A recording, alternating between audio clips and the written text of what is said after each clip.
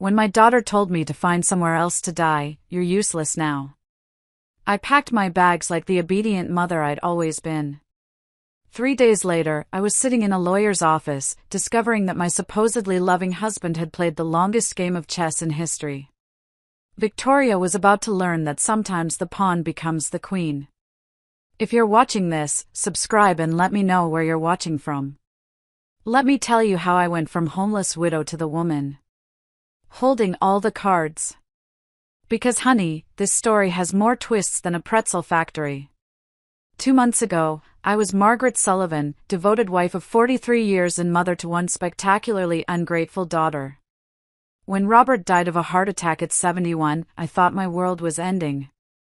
Victoria swooped in during my grief like a vulture in designer clothes, cooping about how difficult this must be for me. "Mom, you can't possibly manage this big house alone," she'd said, her voice dripping with fake concern. The stairs, the maintenance, all those memories. It's not healthy. I should have seen the calculation behind her concern. Victoria had always been Robert's favorite, his little princess who could do no wrong. When she married that investment banker, Kevin, and started producing grandchildren, Robert doted on them all. Meanwhile, I was just the woman who cooked and cleaned and kept everything running smoothly. After the funeral, Victoria became increasingly insistent about my situation. She'd bring Kevin over for family dinners where they'd corner me with real estate pamphlets and retirement community brochures. "Mom, these places are wonderful. You'd have people your own age, activities, no responsibilities." What they meant was no inheritance to split, no inconvenient mother to deal with. The final blow came last Tuesday. I'd been living in what Victoria now called our house for 6 weeks since Robert's death, still sleeping in the guest room because I couldn't bear to pack up our bedroom. Victoria arrived unannounced with Kevin and 2 large suitcases. "Mom, we've made a decision. Kevin got the promotion and we need to move into town immediately. This house is perfect for us." I stared at her, not quite comprehending. "Move in, but this is my home." Victoria's mask slipped for just a moment, revealing the cold calculation underneath. "Actually, Mom, according to Dad's will, I inherited everything. The house, the investments, all of it. I've been letting you stay here out of kindness. But it's time for you to find your own place." The words hit me like a physical blow. "Victoria, surely there's been some mistake." "No mistake. Dad knew I'd take better care of his legacy than you ever could. You never understood money or investments. You were just the wife. Just the wife." 43 years reduced to those 3 words. That's when she delivered the killing blow. "Find somewhere else to die. You're useless now." I packed my things in a daze. 43 years of marriage fitting into 2 suitcases and a small box of photos. Victoria watched from the doorway, checking her watch like I was making her late for something important. "There's a nice senior complex on Maple Street," she offered with the enthusiasm of someone recommending a decent restaurant. "Very affordable. I'm sure they have openings." Affordable. My daughter was inheriting $33 million and she was suggesting I check into what was essentially a welfare facility for the elderly. Kevin loaded my suitcases into their BMW with the efficiency of someone disposing of garbage. "Margaret, you'll love having your independence again," he said, not quite meeting my eyes. "No more worrying about house maintenance or property taxes. No more home," he meant. As we drove away, I watched my house, Robert's house, Victoria's house now, disappear in the rearview mirror. The irony wasn't lost on me. I'd spent 4 decades making that house a home, hosting Victoria's birthday parties, nursing Robert through his illness, maintaining every detail he cared about. Now I was being driven to a budget motel like an unwanted guest who'd overstayed her welcome. The Sunset Inn was exactly what you'd expect from a place charging $49 a night. Thin walls, thinner towels, and a carpet that had seen better decades. Victoria handed me $200 in cash like she was tipping a hotel maid. This should cover you for a few days while you get settled, she said. I'll have Kevin transfer some money into your account once we sort through Dad's paperwork. Some money from my own inheritance. After they left, I sat on the sagging mattress and tried to process what had just happened. In the span of 3 hours, I'd gone from grieving widow to homeless senior citizen. The woman I'd raised, loved, and sacrificed for had discarded me like an expired prescription. But as I sat there in that depressing motel room, something began nagging at me. Robert had always been meticulous about his affairs, obsessively organized about important documents. He'd shown me the will years ago, explaining his wishes, making sure I understood everything, and I was absolutely certain that's not what it had said. Robert had been many things, traditional, sometimes stubborn, occasionally patronizing about money matters, but he wasn't cruel. The man who'd held my hand through my mother's death, who'd surprised me with flowers every anniversary, wouldn't have left me destitute. The next morning, I used the motel's Wi-Fi to search for Robert's attorney, Harrison Fitzgerald, the same lawyer who'd handled our house purchase and various business matters over the years. His office was downtown, a 20-minute bus ride that cost me precious cash, but felt necessary. Harrison Fitzgerald was a distinguished man in his 70s with kind eyes behind wire-rimmed glasses. When his secretary announced that Mrs. Sullivan was here about her husband's estate, he looked genuinely surprised. "Margaret, my dear, I was wondering when you'd come in. I tried calling your house several times. But Victoria said you were traveling." Traveling? That's what my daughter had told him. "Mr. Fitzgerald, I need to ask you about Robert's will." He looked puzzled. "Of course. Didn't Victoria provide you with your copy?" I gave her the original and several copies after the reading. My stomach dropped. There was a reading. "Margaret, you were supposed to be there. Victoria said you were too distraught that she'd handle everything and make sure you received your inheritance." The blood drained from my face as the reality hit me. "Mr. Fitzgerald, I was never told about any reading. Victoria told me she inherited everything." Harrison Fitzgerald's expression shifted from confusion to alarm. He reached for a thick file folder, his movements suddenly urgent. "Margaret, that's impossible. Your husband's will is very specific about your inheritance." He pulled out a document.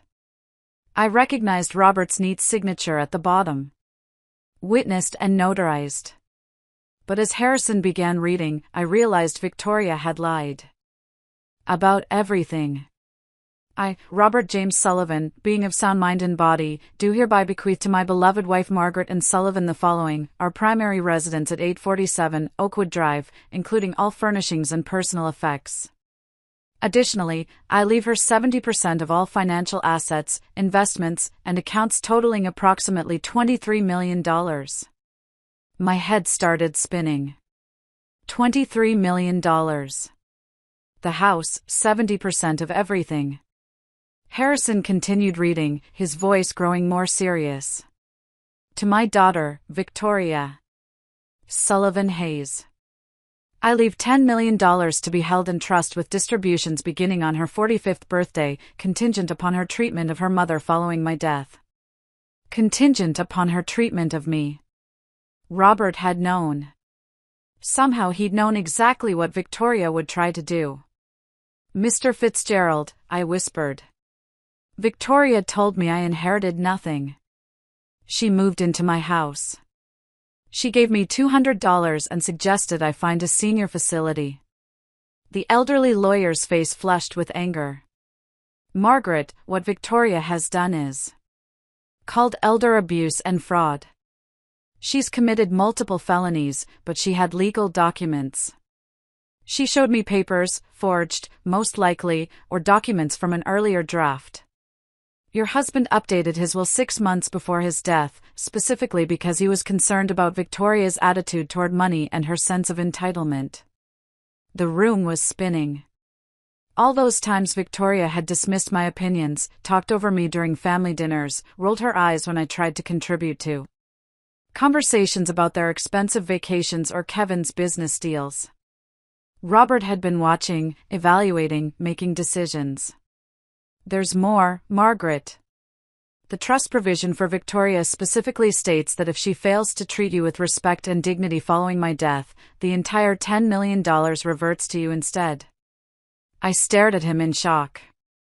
Are you saying I'm saying your daughter just cost herself $10 million? Her inheritance is now yours as well. You're not inheriting $23 million, Margaret. You're inheriting $33 million plus the house and all personal property. The irony was so perfect, it was almost funny. Victoria had been so eager to claim her inheritance that she triggered the exact clause designed to protect me from her greed. What do I do now? I asked, my voice barely steady. Harrison smiled, and for the first time since Robert's death, I saw genuine warmth directed at me. Now, my dear, we call the police about the fraud. And then we call Victoria and inform her that she's about to receive the shock of her life. Can she fight this? With what money? She's about to discover that every account she thought she controlled actually belongs to you. Every investment, every bank account, every asset except your house is frozen pending investigation of her fraudulent activities. I thought about Victoria in my house, probably already planning renovations, shopping for new furniture with money she thought was hers. Kevin was probably calculating how the inheritance would affect his investment portfolio. They had no idea that in about 6 hours, their entire world was going to implode. Harrison Fitzgerald's office became command central for what he cheerfully called Operation Justice. He contacted the police, the banks, and a private investigator while I sat in his leather chair, still processing the magnitude of Victoria's deception. The forged documents are quite sophisticated, Detective Rodriguez explained as she reviewed the fake will Victoria had shown me. This wasn't a spur-of-the-moment crime. Someone planned this carefully. You think Victoria had help? I asked. Almost certainly. Creating convincing legal forgeries requires specific knowledge and connections. We'll need to investigate whether Kevin or someone in his financial network was involved. Within 2 hours, every account had been frozen. Victoria's credit cards linked to what she thought were her new inheritance accounts were declined. The house utilities, which she'd already transferred to her name, were suspended pending ownership verification. My phone rang at exactly 3:47 p.m. Victoria's name flashed on the screen. Mom, where are you? There's some kind of mix-up with the bank accounts. They're saying Daddy's assets are frozen. Hello, Victoria. I'm sitting in Harrison Fitzgerald's office. You remember him? Daddy's attorney, the one who read the real will to an empty room while you told him I was traveling. Silence, then. Mom, I don't know what you think you discovered, but I discovered that you're a liar and a thief. Sweetheart, I also discovered that your father was much smarter than either of us realized. You don't understand. I was protecting you from the complexity of managing all that money. You've never had to deal with investments. Or I understand perfectly. You forged legal documents, committed fraud, and threw your 67-year-old mother out of her own house because you thought I was too stupid to notice. Her voice turned sharp, desperate. Mom, you're confused. The grief has been overwhelming, and someone is obviously taking advantage of your emotional state. The audacity was breathtaking. Even caught red-handed, Victoria was trying to manipulate me. Victoria, dear, let me clarify something for you. Not only did you never inherit anything, but your actual inheritance, the $10 million your father left you, is now mine as well, thanks to a lovely clause he included about treating me with dignity and respect. That's impossible. Detective Rodriguez is sitting right here if you'd like to discuss the impossibility of fraud charges with her. The phone went quiet. I could almost hear Victoria's mind racing, calculating, searching for an angle. Mom, Please, can we meet somewhere and talk about this reasonably? I'm sure we can work something out.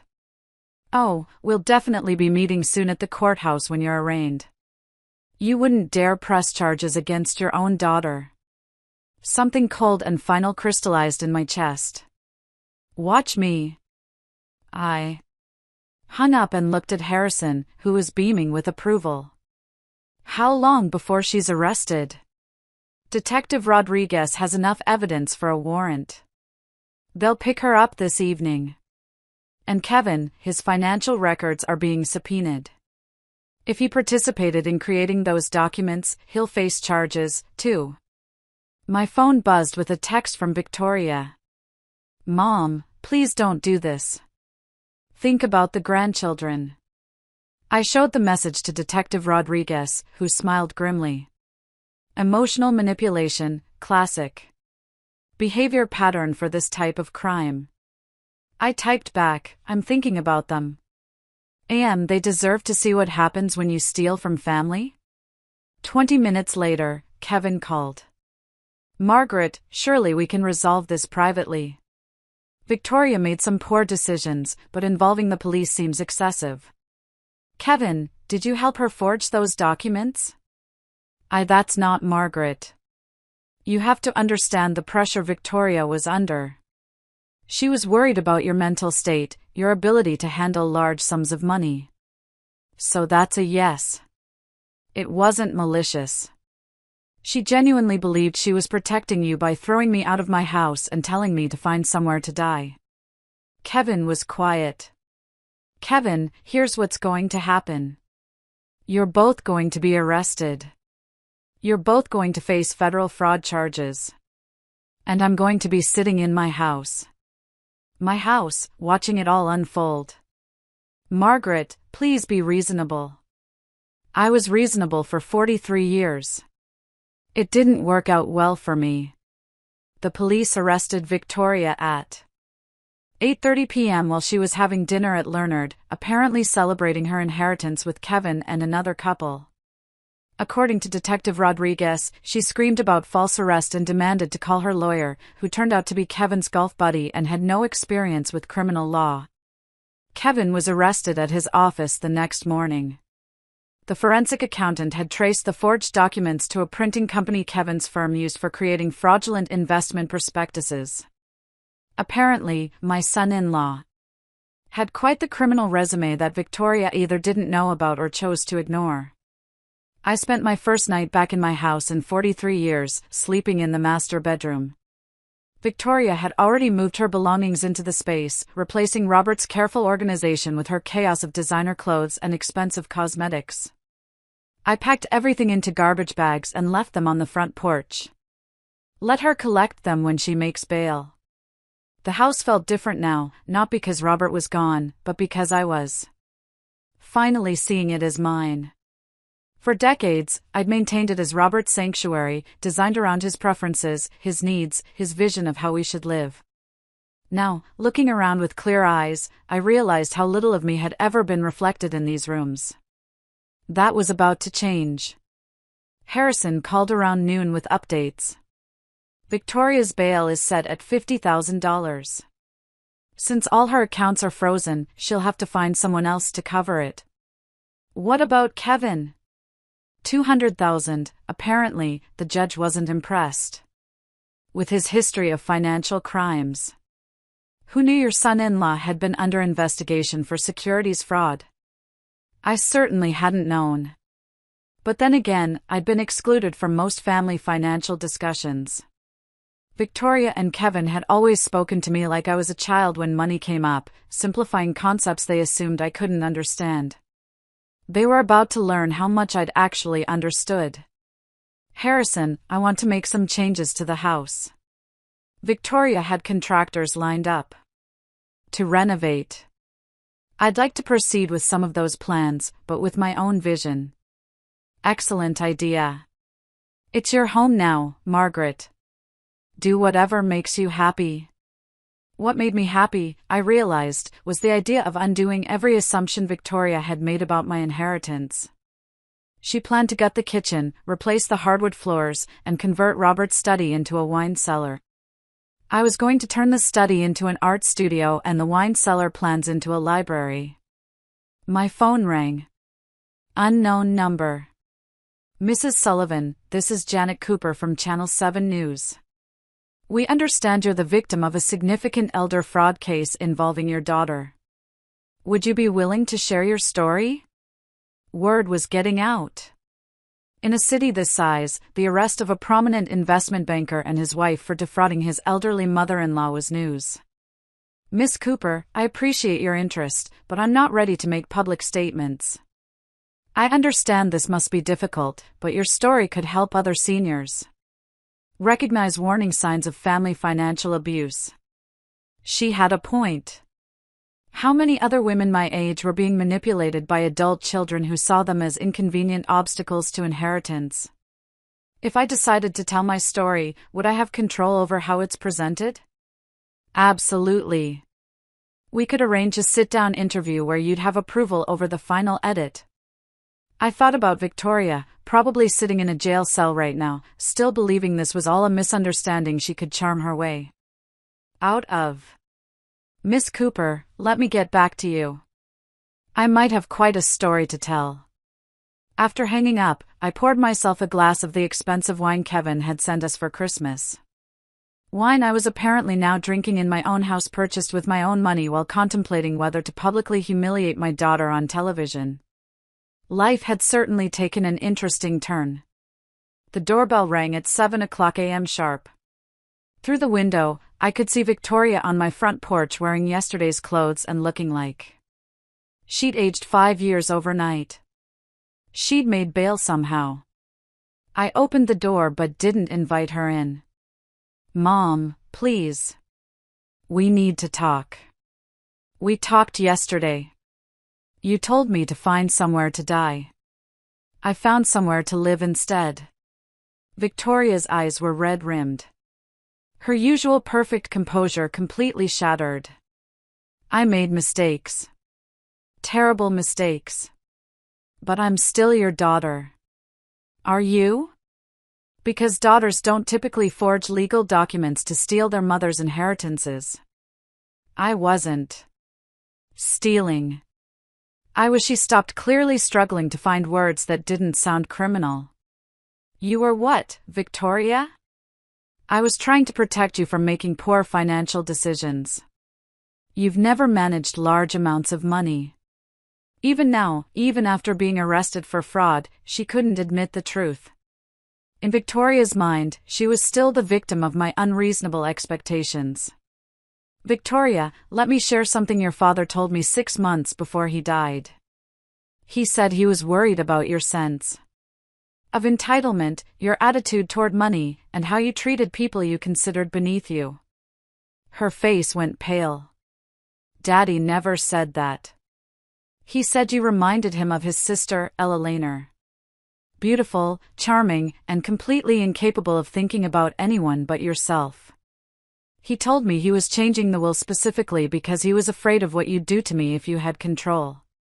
That's a lie. I pulled out my phone and showed her a voice recording. Actually, it's not. Your father recorded a video message explaining his decision to be played if you ever contested the will or if you treated me poorly after his death. Victoria stared at the phone like it was a poisonous snake. He knew, sweetheart. He knew exactly who you were underneath all that charm. The only thing he didn't predict was how far you'd actually go. Play it, she whispered. I touched the screen and Robert's voice filled the morning air, clear, measured, and absolutely devastating. If you're hearing this, Victoria, it means my fears about your character were justified. I hoped I was wrong. I hoped that my daughter had more integrity than I suspected. But if Margaret is playing this recording, it means you've proven me right in the worst possible way. Victoria sank onto the porch steps as Robert's voice continued.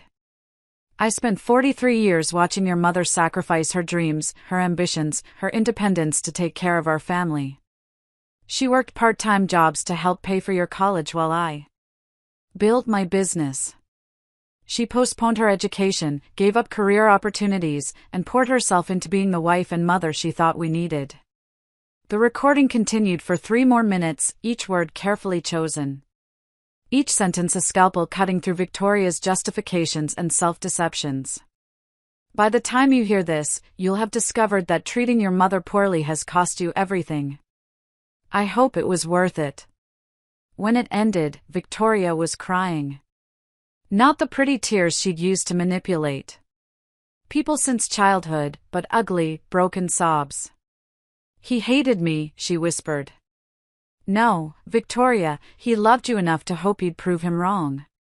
You chose to prove him right instead. She looked up at me, mascara streaking her cheeks. What happens now? Now you face the consequences of your choices.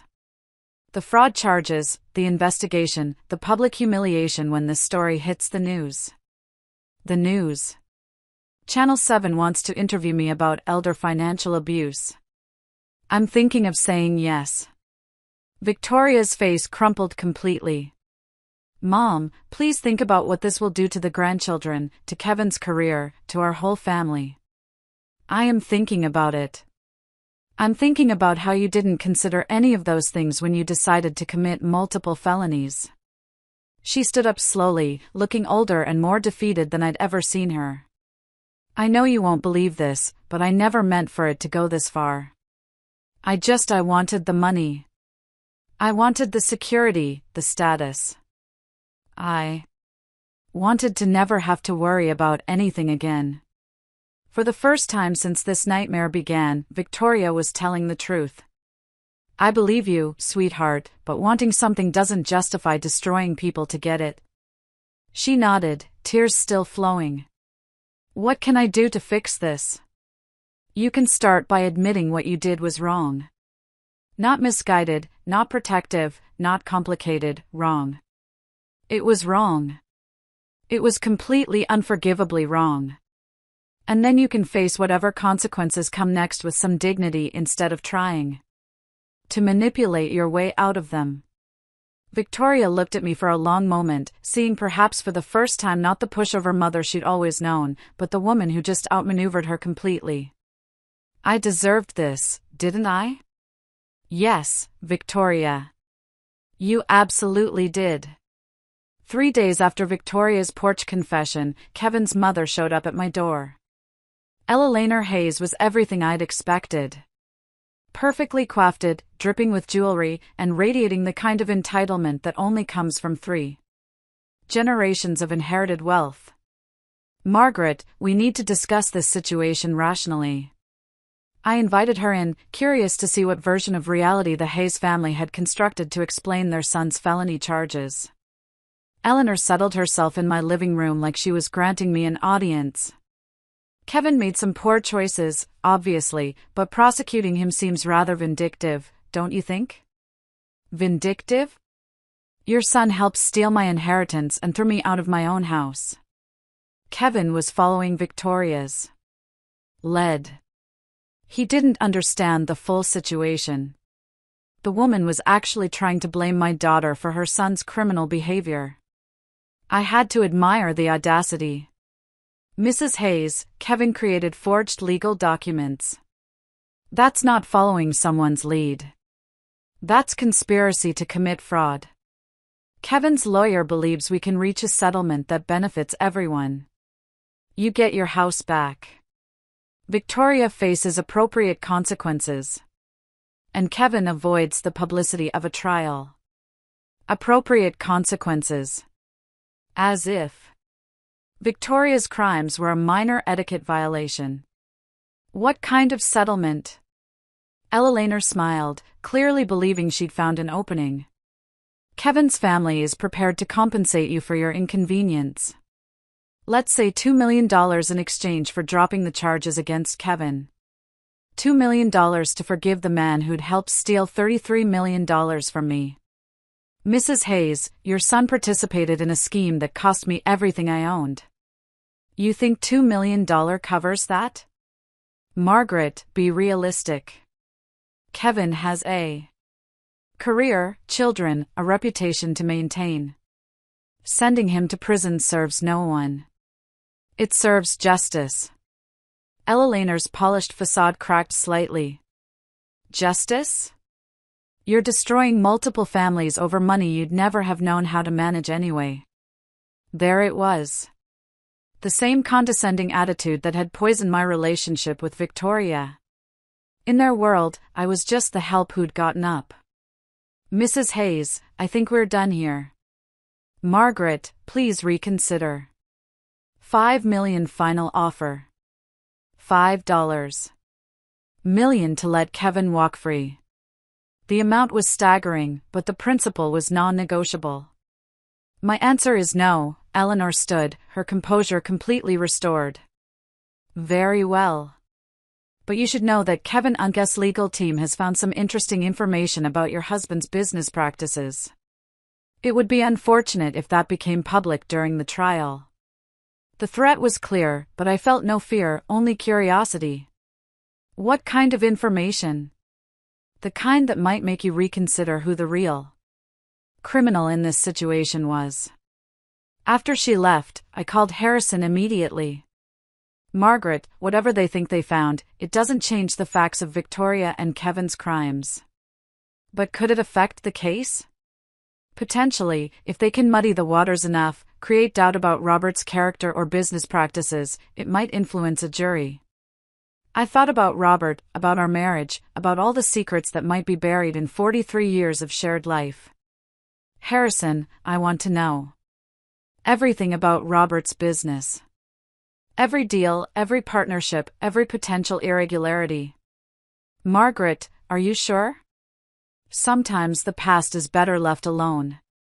The Hayes family is threatening to drag Robert's memory through the mud to protect their criminal son. I'd rather know the truth first. That evening, I sat in Robert's study, my study now, and began going through his files systematically. Robert had been meticulously organized, every document dated and categorized. But as I dug deeper into his business records, I began finding things that didn't quite make sense. Payments to shell companies, consulting fees that seemed excessive, partnerships with firms that appeared to exist only on paper. By midnight, I discovered something that changed everything I thought I knew about my husband. The private investigator Harrison recommended was a Sharpied woman named Carol Chin, who specialized in financial crimes. She spent 6 hours in Robert's study, photographing documents and building what she called the real picture of my husband's business empire. Mrs. Sullivan, your husband was running a sophisticated money laundering operation through his consulting firm. We're talking about millions of dollars in illegal transactions over the past decade. The revelation hit me like a physical blow. That's impossible. Robert was the most honest man I knew. I'm sorry, but the evidence is overwhelming. He was washing money for organized crime families using his legitimate business as a front. I stared at the documents spread across Robert's desk. Invoices for services never rendered. Consulting contracts with companies that didn't exist. Payment schedules that corresponded with known criminal activities. How long has this been going on? Based on these records, at least 12 years, probably longer. 12 years. While I was planning dinner parties and attending charity galas, my husband was facilitating criminal enterprises. Mrs. Sullivan, there's more. The $10 million Robert left Victoria, that money came directly from laundered funds. If the FBI discovers this, they'll seize everything as proceeds of criminal activity. The room started spinning. Everything, the house, the investments, all of it. Unless what? Carol looked uncomfortable. Unless Victoria and Kevin's legal team already knows about this and is planning to use it as leverage. If they tip off the FBI about your husband's crimes, they might be able to negotiate immunity in exchange for cooperation. My daughter and her husband weren't just thieves. They were holding a nuclear weapon over my head. What are my options? Legally, you could contact the FBI yourself, come forward voluntarily, and hope for leniency. You'd lose most of the money, but you might keep the house. And if I don't, Victoria and Kevin's lawyers will probably leak this information strategically. You'll lose everything anyway, but you'll also face potential charges for unknowingly benefiting from criminal activity. I thought about Ella Hayes' smug confidence, her certainty that I'd accept their settlement offer. They'd known about Robert's crimes all along. Carol, how did they find out about this? Kevin's an investment banker. He'd have recognized the patterns in your husband's financial records. The question is, what are they planning to do with this information? My phone rang. Victoria's number. Mom, we need to meet tonight. There are things you need to know about Daddy that change everything. I already know, Victoria. Silence. Then you know what? I know about the money laundering. I know about the criminal connections. I know that everything your father left us is tainted. Mom, listen to me carefully. Kevin's lawyers have been in contact with the FBI. They're willing to let us renegotiate our situation. What kind of renegotiation? Kevin gets immunity in exchange for providing information about Daddy's criminal network. You get to keep $5 million and the house. The rest goes to the government. And you? The fraud charges disappear. We all walk away from this mess. It was brilliant in a sociopathic way. Victoria had turned my moral victory into her strategic advantage. Victoria, you're asking me to help you profit from your crimes by exploiting Daddy's crimes. I'm asking you to be practical. The alternative is losing everything and potentially facing charges yourself. I looked around Robert's study, seeing it clearly for the first time. The expensive furniture. The rare books, the art collection, all of it purchased with blood money. I need time to think. Mom, the FBI meeting is tomorrow morning. Kevin's lawyer needs an answer tonight. After hanging up, I sat in the darkness of Robert's study, surrounded by the evidence of his double life. 43 years of marriage to a stranger, a daughter who'd inherited more than money from her father. She'd inherited his talent for deception. But she'd made one crucial mistake. She'd underestimated who I was when my back was against the wall. I picked up the phone and dialed Carol Chin. Carol, how quickly can you get me a meeting with the FBI? I have a story to tell them, and I think they're going to find it very interesting. FBI agent Sarah Martinez looked exactly like what Central Casting would order for a federal investigator. Serious, intelligent, and completely immune to charm. She sat across from me in Harrison's conference room, recording our conversation and taking notes with mechanical precision. Mrs. Sullivan, you understand that by coming forward voluntarily, you're potentially admitting to benefiting from criminal proceeds? I understand, but I'd rather tell you the truth than let my daughter and her husband manipulate this situation to their advantage. I laid out everything.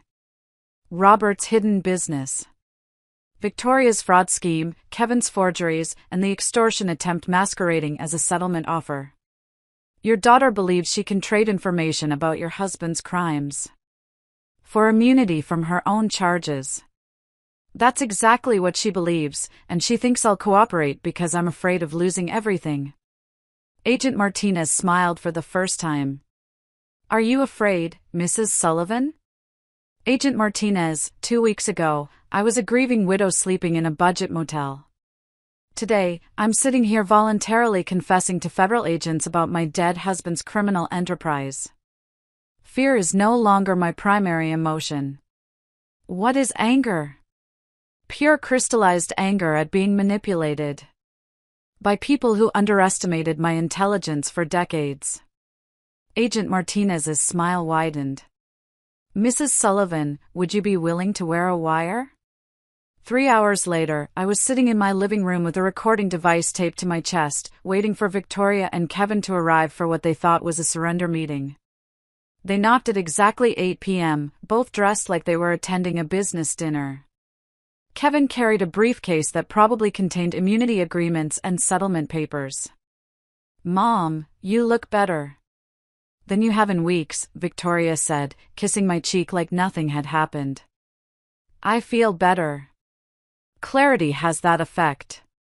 Kevin opened his briefcase with the efficiency of someone who'd conducted similar negotiations before. "Margaret, our lawyers have structured this very favorably for you. You retain the house, $5 million in clean assets, and complete immunity from any charges related to Robert's activities." Clean assets. That's an interesting phrase. Victoria shot Kevin a warning look. "Mom, the important thing is that we're all protected.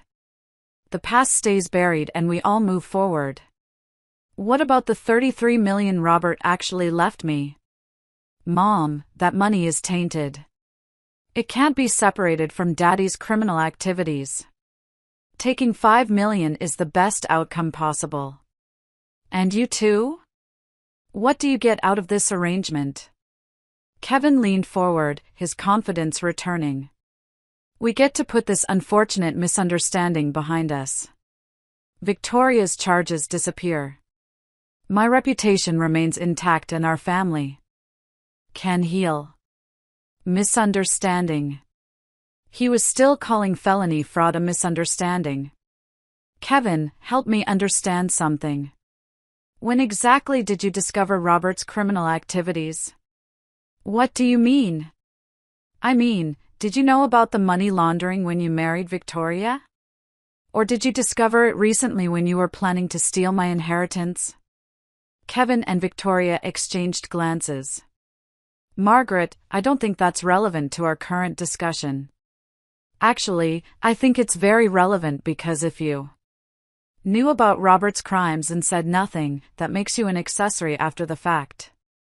And if you only discovered them while committing your own crimes, that makes you remarkably unlucky."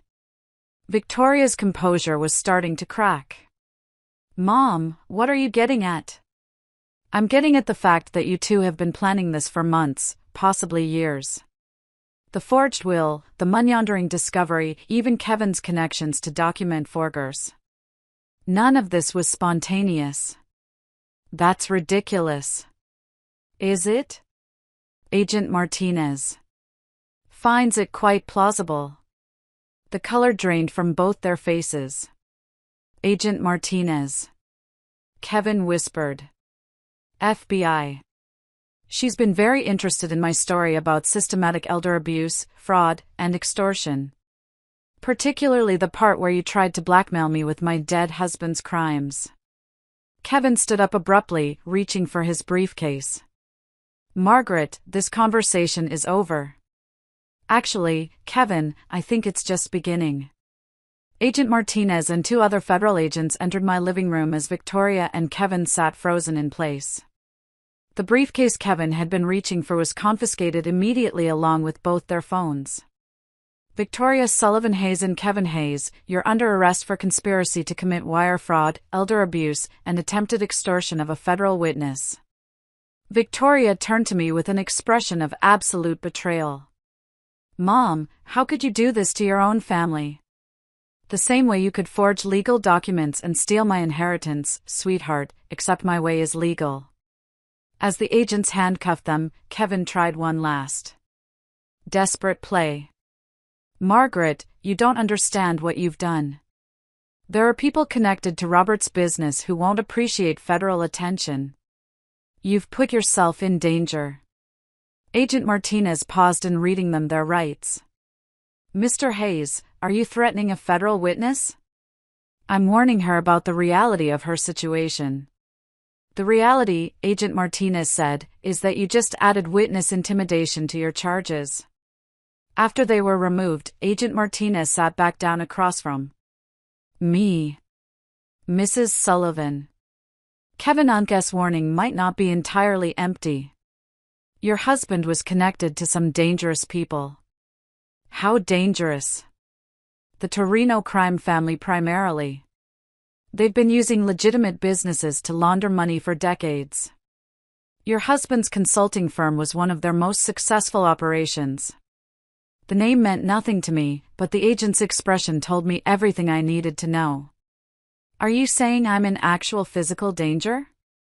Potentially. But there's something else. You should know about your husband's operation. Something that changes everything. Agent Martinez pulled out a thick file folder, the kind that suggested months of investigation. Mrs. Sullivan, your husband wasn't just laundering money for the Torino family. He was an FBI informant. For 12 years, he was providing information about their operations while appearing to facilitate their money laundering. The world tilted sideways. Robert was working for the FBI, deep cover, long-term investigation. The operation was so sensitive that even local FBI offices weren't informed. Your husband was helping us build cases against multiple crime families. But the money was real. The FBI allowed him to keep a percentage of the laundered funds as payment for his cooperation and to maintain his cover. Everything he left you was earned through legitimate federal cooperation. I stared at her, trying to process this revelation. So, the $33 million is legally yours. Your husband died before the investigation concluded, but his cooperation over 12 years directly led to 47 arrests and the seizure of over $200 million in criminal assets. Why didn't anyone tell me? Because the investigation was ongoing and because we weren't certain about your involvement or knowledge. Your daughter and son-in-law's fraud scheme actually helped us confirm your innocence. Victoria and Kevin didn't know any of this. They suspected criminal activity, but they had no idea about the federal cooperation. They were planning to blackmail you with information that would have actually exonerated your husband. The irony was so perfect, it was almost poetic. Victoria had tried to steal my inheritance twice, once through fraud and once through blackmail based on incomplete information. Agent Martinez, what happens now? Now you get your money back, your daughter and son-in-law face federal charges, and you get to decide what kind of life you want to build with your legitimate inheritance and the danger Kevin mentioned. The Torino family will be too busy dealing with their own legal problems to worry about you. We're executing search warrants across 3 states tomorrow morning. I looked around my living room, seeing it again as the site of my resurrection rather than my humiliation. Agent Martinez, can I ask you something? Of course. In your professional opinion, am I a terrible person for feeling satisfaction about Victoria's arrest? Agent Martinez smiled. Mrs. Sullivan, in my professional opinion, you're a woman who refused to be victimized. That's not terrible.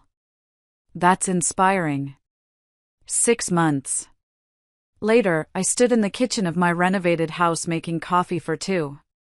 The morning sun streamed through new windows that actually opened properly, illuminating countertops I'd chosen myself for the first time in 43 years. Good morning, Margaret. Dr. Sarachin, Carol's sister and my new financial advisor appeared in the doorway carrying a thick folder of investment reports. Good morning, Sarah. Ready for our quarterly review? The past 6 months had been a whirlwind of legal proceedings, media interviews, and personal transformation. Victoria and Kevin were each serving 18-month federal sentences. The news coverage of their crimes had made me something of a celebrity in senior advocacy circles. Your portfolio is performing excellently, Sarah said, settling at my new breakfast table.